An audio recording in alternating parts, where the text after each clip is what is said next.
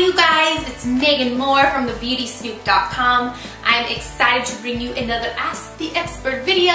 This one is in my All About Hair series, and I am talking about a topic that I love.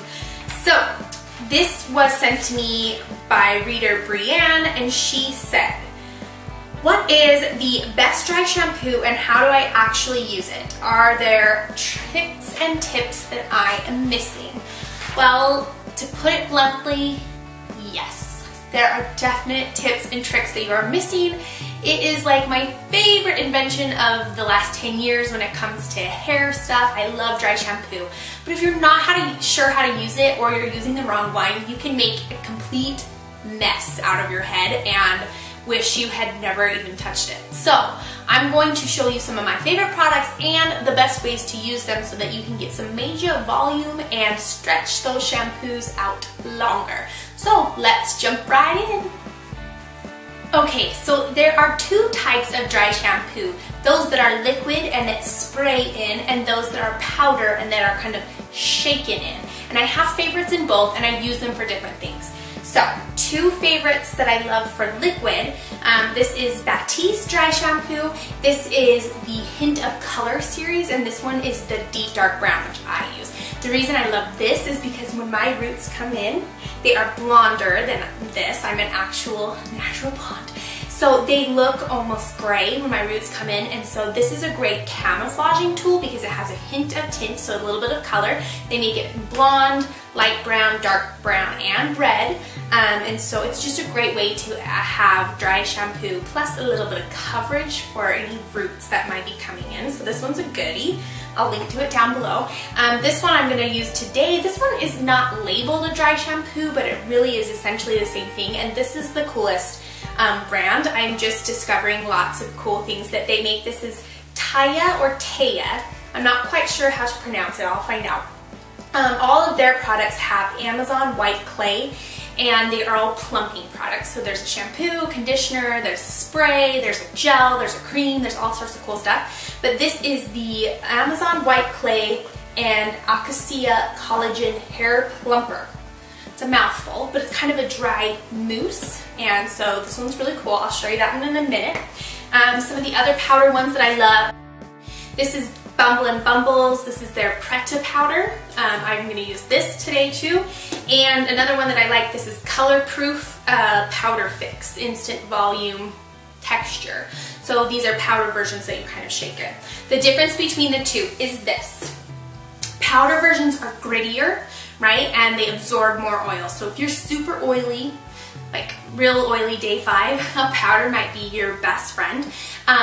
The liquid versions are quicker, generally speaking, and a little softer, not quite as absorbent. They tend to break down a little bit faster. So if you just need like one extra day and you're gonna wash tomorrow, then a liquid spray is great. If you're really trying to stretch it, then a powder is probably the best way to go.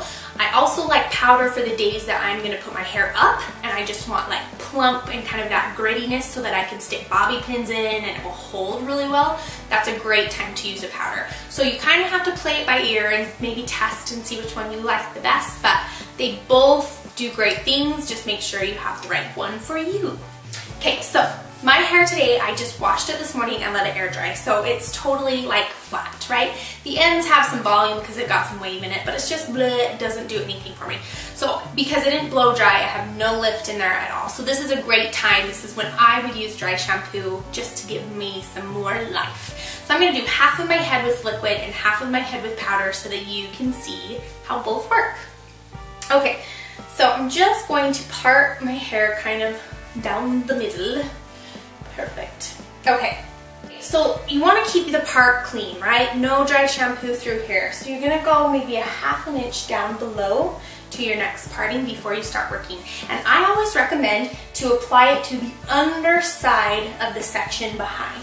So instead of spraying here on the top of this section, we're going to spray here on the bottom of this section that we just lifted up.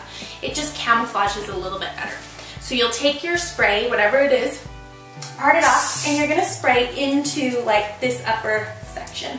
Now this one is white when it first goes on, and then it dries a little bit, so just keep that in mind. Okay, then I'm gonna part off and same thing. Instead of spraying right here, I'm gonna actually spray to the underside of the section above it. Okay, little goes a long way. And really kind of let it like sit and don't mess with it until it's kind of dried and absorbed in. Now this version is actually quite liquidy and it actually kind of turns almost wet. So just, yours may not. And on these bottom sections, I'll actually switch to the other one so you can see the difference. Okay, so we're not spraying to the top of the section, we're spraying to the bottom of the one. Okay, I like to leave it all right there and kind of let it dry and sit. And sometimes I'll do makeup or whatever and then I'll flip to the other side. Okay, so I'm gonna let those absorb and then we'll come back to them. So switching over to the other side, off center of my part, this side I'm gonna work in some powders. So, same thing, this one is crucial that you apply it to the underside of the sections instead of the top because the powders are white and you don't want white to show. And you definitely don't want, you know, white to get on your clothes or anything like that. So, with these, you're gonna tip your head and you wanna go whatever direction is opposite to keep the hair over. So, the reason you want to tip your head is because if there is runoff powder, you want it to go to the floor and not onto your shoulder, right? So tip your head away and then you're going to apply your powder, and different ones come out at different rates, so you kind of have to gauge it, okay? And then you can kind of use your fingers to kind of break it in just a little bit. Same thing, part it off, and we're not applying to the top here, we're applying to the back side of this row. You can see how much I use, quite a bit. And then just kind of finger it in a little bit more. Same thing, down one row. I'll turn this way so you can see. So we're going into the underside of the section above it, and I'll switch to my other powder just to show you. This one comes out a tiny bit faster because it has more holes. So, underside.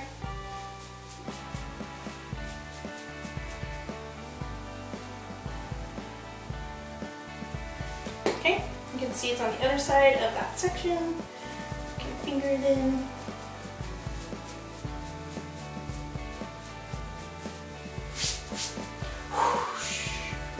That's so good. Okay, so next step is to kind of work it through, and I recommend doing it with one of these. This is a tangle teaser. The reason I love this is because you can comb it through the root and then lift it out. It doesn't have little fingers, little balls on the end that grab the hair, so it doesn't disturb what's down here. So if you've already like curled your hair from the day before, you're not going to like mess those up because you can lift the comb out and this doesn't ever get touched. Okay, so you can kind of like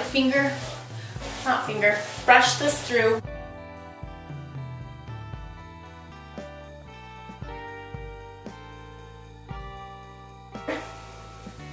Don't I look so sexy right now?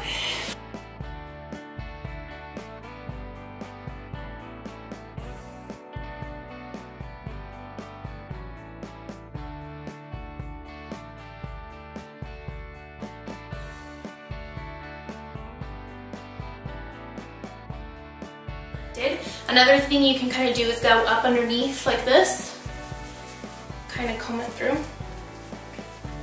But I think you can see a major difference, right, between when I didn't have any and now, and there's so much more volume.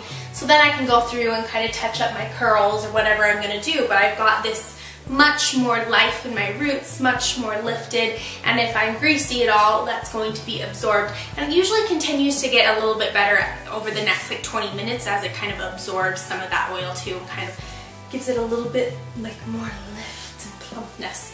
But yeah, and here is a look at my before and after.